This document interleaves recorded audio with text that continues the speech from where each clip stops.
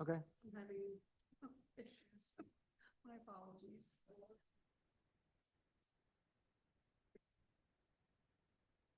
Okay, you ready?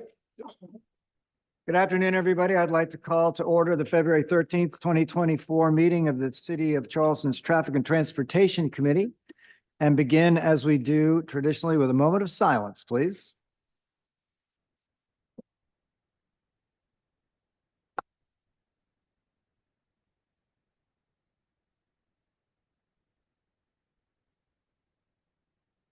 Thank you.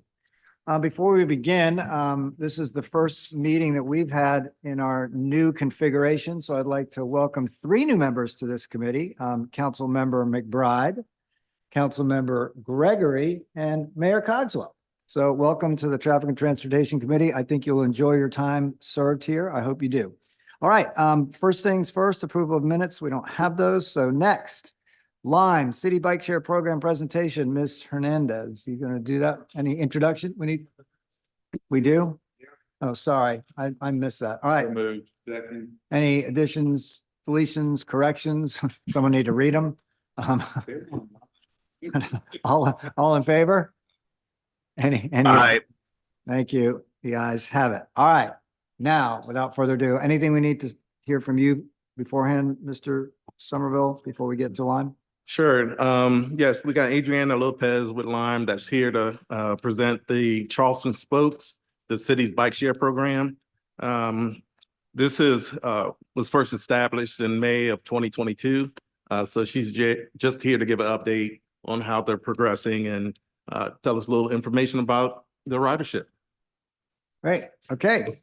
Ms. Lopez Hernandez, thank you for being here. The floor is yours.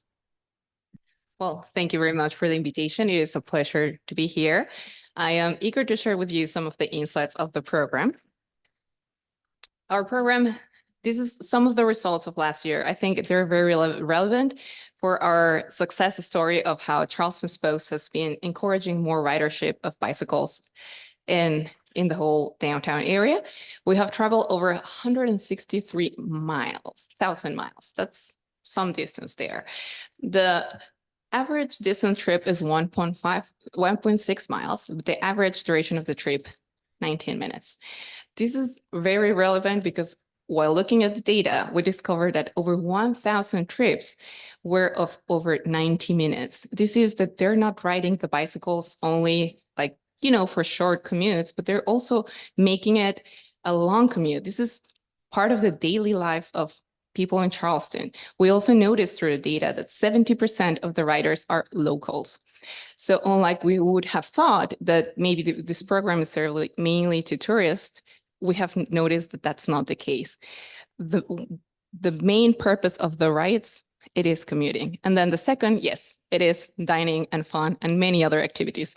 But also, if you look at the map, you can see that every road in Charleston is a cycling road, right? They want to be everywhere. There's a lot of interest for, let's say, wellness and physical purposes to go to Hampton Park because there's a dedicated space.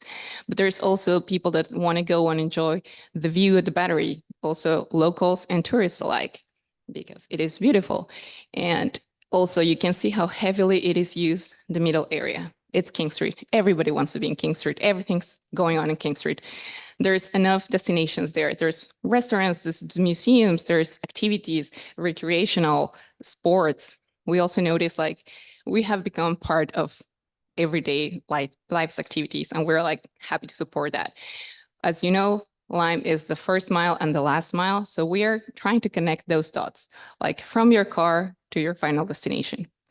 The red dots that you see there is where our parking locations are. As you know, in Charleston, we operate with only designated parking pins. This is the bikes have to be there. So there's a lot of room for improvement, as you can see. There's a lot of dots that we're missing. We need to create those links to make sure that we create that reliable network so that everybody has a bike in a convenience distance. If we want to make sure that a sustainable transportation is useful, we want to make sure that it is convenient and that it is connecting really the people from their works to their houses, to the destinations, to their loved ones. So A thing that really struck me is our number one rider. He took 430 trips in Charleston. They were riding their bikes at least once a day and every other day twice. So this is something that is really relevant. And again, this is not their own bikes. This is the bike sharing program of the city of Charleston. This is Charleston spokes only. And we replaced 62,000 car trips. This is a little bit more of information on which are our most popular locations. Customs House. Not a question. Customs House is a vibrant area full of restaurants. There's market streets. There's the cruise ships coming. There's so many things going on there. Everybody wants to be there. Everyone wants to park and end their trips there. This is a very particular destination because it is equally important to begin trips and to end trips. Some of the other relevant locations, Liberty Street and King. No surprise, it's right by the Culture of Charleston. Culture of Charleston kids, they really use transportation, and we're happy to support that because that means less cars in the street. That means that there's less need to have dedicated areas for parking for regular cars. East Bay Dog Park, the reason why that corral is it's so popular is because it's the last before really heading to the south. So when they want to go to explore the Battery, this is where they park. If you want to go and walk along side of Broad, the Battery, this is where they park. And then there are some other important locations like Charleston Museum. This is, again, linked to a little bit of old activities there, but also there's a transportation hub right there. So that's when we know that we are also connecting those riders. Another one that it's important to bring to your attention is the MUSC, and that's because they're our partner. What we're trying to do, or what we're doing with MUSC, is we're trying to understand where they want to be, and we provide them bicycles to make sure that they complete their trips. Here is a little bit more of the ridership growth and the popularity of the program. So as you can see, we saw a 51% increase in rides from 2022 to 2023. And we also noticed that active riders and new riders, both of them increased from 2022 to 2023. So this tells us there's a good story, but I think we can we can do better. We can have even a better story in 2024. And this is if we listen to the riders and we have the data. We know where they want to go, where they want to park, how long they want to be. We have everything. So there's a lot of room for us to say, okay, this is how we can meet that. This is where we currently are, and we currently have 62 parking locations. The best practice is to have at least one parking location every 500 feet, and we are not there yet. So I'm going to share you how I'm proposing to do that. So I'm proposing to add a bunch of parking locations. These are in purple, as you can see in the map.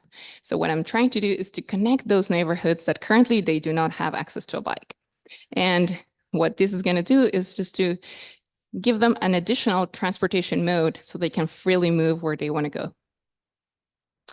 I'm trying to create greater connection between the MUC and King Street in that Ellioboro neighborhood, but I'm also trying to address some of the parking needs near Colonial Lake. As you can see, this is the very vibrant part of our city, and this is where we want to make sure that parking is so easy and convenient that they cannot leave their bicycle wherever and that they are not discouraged to ride a bike. So I am trying to give them the opportunity to do what's nice for the city, so parking nicely, and what's nice for them, riding a bike. Also, other things that we're doing on our side is to communicate with them. So we have run throughout last year some campaigns on encourage appropriate parking, always reminding them where they have to park, that they only have to park at designated locations here in Charleston. We also ran a campaign on how to be seen. This is more like, okay, if you're riding at night, make sure that your lights are working, make sure that everybody is seeing you, make sure to make eye contact, just be mindful because not everybody else will be. So we're trying to encourage people to ride as safely as they can. We also launched in 2023 this technology, which is great. This is a machine learning program to estimate if they're parking appropriately. So now when they end their trip, they have to take a photo of the bike. If they don't take it, then they're penalized. And we see those photos and we train the algorithm through multiple tries of how they're supposed to see the bikes. And we're currently evaluating at least 75% of the photos that they take. And then we know when somebody's not parking nicely, then we reach out to them and then we encourage them to do so. And if they're not following, then we can find them or we can remove them from the program itself. So we're really trying to make sure that they're compliant and that our city looks good. Oops, sorry. Another thing that we have been doing and that we have been seeing success is the ride passes. These is, yes, there is the standard pricing where you just pay as you go, you unlock your bike and then you pay for per minute, whatever you're using. But because we have noticed that there's different uses of the bikes and popularity, we also introduced 3 passes. So one is a 3-day, a 5-day, and a 7-day. And with the 7-day pass, for example, they could be getting up to 60% discount per ride instead of paying just a standard pricing. And what we're now currently working is to develop the monthly pass. As I mentioned before, there are many riders that do use heavier bikes. So we have been listening to them. And then, of course, we want to make sure that they continue to support like a very sustainable mode. Yes. Question, Tim. I'll go first. I think you're going to ask the same question I was about to ask, but go ahead. Well, on the monthly, and speaking with, I believe it was MUSC and the College of Charleston, there are passes that you have for their students that are year-round passes. Is that something, is that an accurate statement or are they doing a monthly pass? No, we don't have currently passes with them. So we're developing the monthly pass. It will come soon, but it is not in place yet. Well, I'd like to see as part of that initiative, perhaps looking for opportunities, particularly for city employees to be able to use, and this would be something we could work out in our perhaps contract, is an amenity, if you will, for city employees. We could have a look at that in more detail later, but I think what perhaps. he's saying is we want monthly or yearly passes at a discount. So That's- yeah, the idea of the passes is to benefit like the locals, you know, so like I said, the 7-day, it's a 60% discount that's only for the locals. So the inconvenient right now is that if you buy the 7 days, you have to buy 7 days each week, right? So it would be just to buy the monthly pass and then you would have discounted rides for a longer period of time. And then finally, sorry.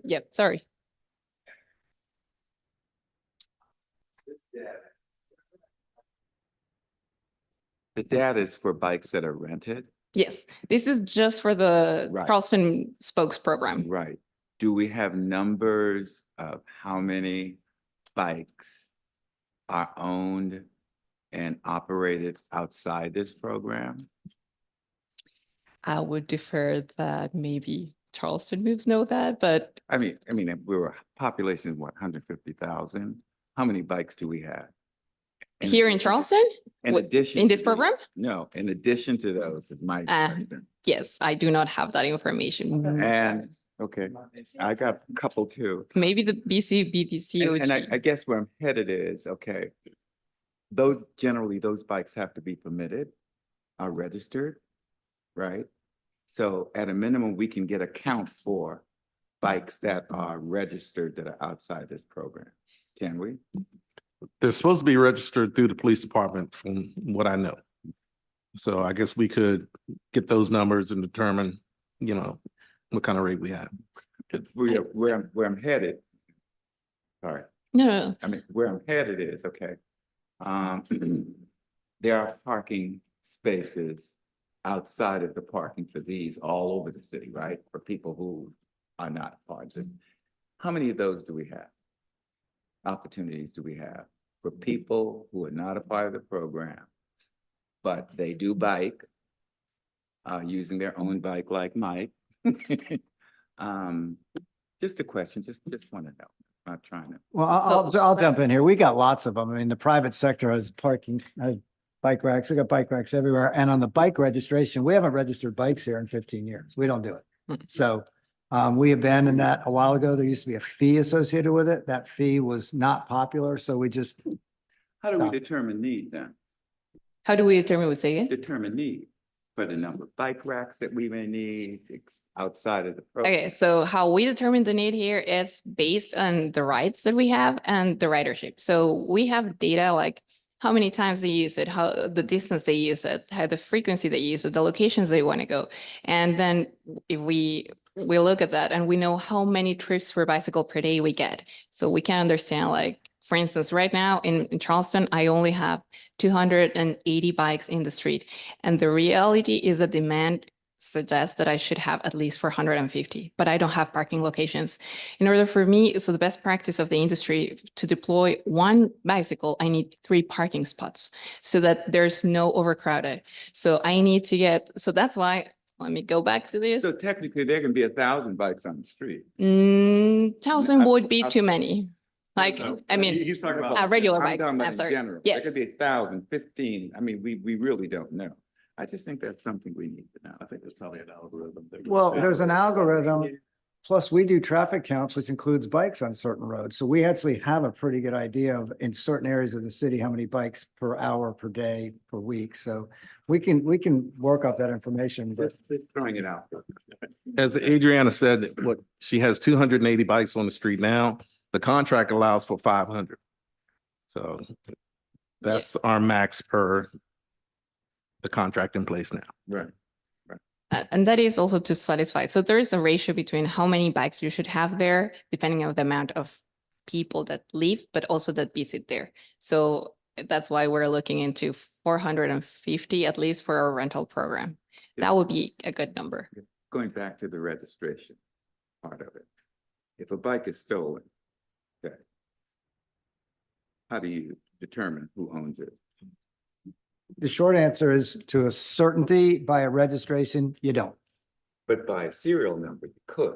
If the owner has the serial If number, the serial number is a part of the registration. yeah, but we don't register. Understand, I'm just taking it through a bit here, okay? So right now, okay, if somebody steals my bike, it's gone, You're set. technically. Come, We- okay. Yes, we have lost Just- 6-7 bicycles that were stolen and we know where they are and just we catch- cannot get them back. Thank you, just catching up. Thank you. So, yeah. Mayor, go ahead. Just run it back. You say you know where the bikes are, but Yes. you can't get them back? No, like we reach out to the police officers and it's very complicated. They have a lot of work to do. So, Fair enough. but yes, we know where they are. That's Yeah. a good bike. So finally, what I was gonna show you a little bit more is what other things that we're doing to engage with the community.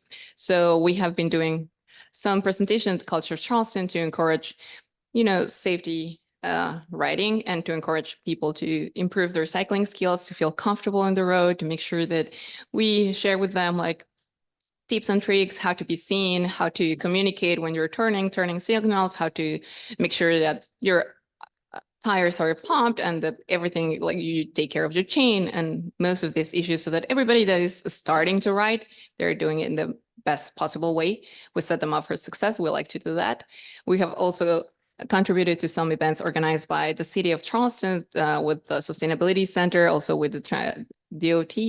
We participated during the Trucks and Tricks, and we also tend to do a lot of helmet giveaway. We like to encourage people to ride with helmets. So last year we gave away over 130 helmets in different moments. So MUSC, that's in city, and when we're invited to participate and to support some other events. So we supported Hard Walk last year and also Low Velo.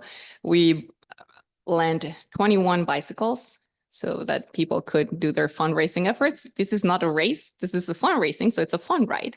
The idea is like, if you don't have a bicycle, I can lend you one so you can gather the funding you want. So we did that for the 10 and the 20 mile. So we know that with a single charge of our batteries, you can do up to 34 miles, which is really good. And finally, we did another event, which was the Park Queen and Park King to celebrate Car-Free Day. And that was basically recognize people for parking nicely. So what I did is I went around and whenever they were parking nicely, I gave them some promo codes to encourage they to continue to do that nicely. Okay, thank you. Yeah. Questions? Anybody have any additional questions? I've got a couple. One of the things that we talked about maybe last year when we were with you all was giving us access to your dashboard and your info. Do we have access to the dashboard? Okay, we need to probably beef that up a little bit. Secondly, there was a couple of places in the city where we were having some issues. And one of the things was agreed on that you all would put no riding on sidewalks on all the bikes. Yes. Well, there's still bikes out there that don't have no riding on sidewalks on them, I can assure you, because I looked today. So, and then we were talking about maybe be able to geofence some areas so that we can keep bikes off of them. So I think we probably need to follow up on that. We've had some issues still on the east side of the peninsula, North Adges Wharf and all that area. So maybe we can talk about that. Okay. Yep. Okay. All right. Any other questions? Excellent. Thank you all very much. Thank you very much. Appreciate it. All right. Next is resolution affirming support of Charleston County's Better Northbridge Application County Project Update. I know that Ms. Copeland got hung up. If you see in your packets, there is a resolution that was drafted. It's been passed around amongst, I think you all have seen it at Charleston Moves. We've seen it internally. It's passed muster with our legal counsel. My understanding is that the county adopted, not in writing, but by acclamation at a county council meeting, unanimous support for this type of resolution. So without reading it all into the record, you have it in front of you. I see Ms. Copeland. Anything you need to tell us? No, I think you covered it. Thank you, Councilman Seekings. So the Charleston County is going to apply for this grant to support the Better Northbridge project, and they've asked for our support. So that's what this resolution states, to be signed by the mayor upon approval. Right. Second. I heard a motion from the mayor. Second from Councilmember Gregory. If Ms. Copeland, if you can turn off your sound, that'd be great because your feedback, great. Any questions, comments about the resolution in support of Better Northbridge? If not, all in favor? Aye. Any opposed? The ayes have it. We'll pass it on to City Council for their consideration tonight. All right, next, approval of intergovernmental, I guess, agreement for Folly Bike and Pedestrian Improvements. Yes, sir. I'll take this one. This is an agreement actually that came to Ways and Means back in 2017 and was approved by the city. It was $400,000 agreement with the city, the town of James Island, as well as Charleston County to improve infrastructure along Folly Road, sidewalks, resurfacing, utility relocates, just a improvement project. Okay, do we need to take this up and approve it here? Or have we already done that? Robbie? Well, this been approved through in 2017, so it just needs a mayor's signature. So I guess approved by this committee. So just re-up our approval for it. Do I have a motion? So move. Is there a second? I have a motion, a second, any discussion? All in favor? Aye. Any opposed? The ayes have it. All right, next, on-call professional services agreement update. Okay. Ms. Shear. Right. Thank y'all. This is just for informational purposes. These contracts will actually be up on the next Ways and Means on February 26th. These are 9 contracts that went through our procurement process out of 14 possible companies. The top 9 were selected. These are for engineering and professional services related to our traffic signaling and emergency traffic signaling agreements. The 9 companies selected were Kimley Horn, Stantec, HDR Engineering, Beal Engineering, JMT, Short Engineering, Trans Systems, AMT, Ramey Kemp. These are all luckily businesses that the city has worked with previously. These are all our standard contracts. It'll be 1 year with up to 4 additional years of renewal. And the amount is not to exceed $150,000. We'll be available for questions anytime up before up through Ways and Means. Right. Any questions? Not to exceed 150 per or total? Per contract. Okay. Okay, and that's gonna be at Ways and Means? Yes. All right, any questions? All right, thank you very much. Next, we've got not one, not two, but three applications for taxis or limos. Mr. Mathis? Yes, sir. Three up for certificate of public convenience and necessity. Our legal staff has reviewed, we have reviewed internally as a staff, and we recommend approval of all three. Move to take them together. So move, second. All in favor of taking them together? Aye. Any opposed? All right. Do I have a motion to approve all three? So moved. Second. Any discussion? All in favor? Aye. Any Aye. opposed? The ayes have it. Is there? Take up today. If not, by acclamation, we're adjourned.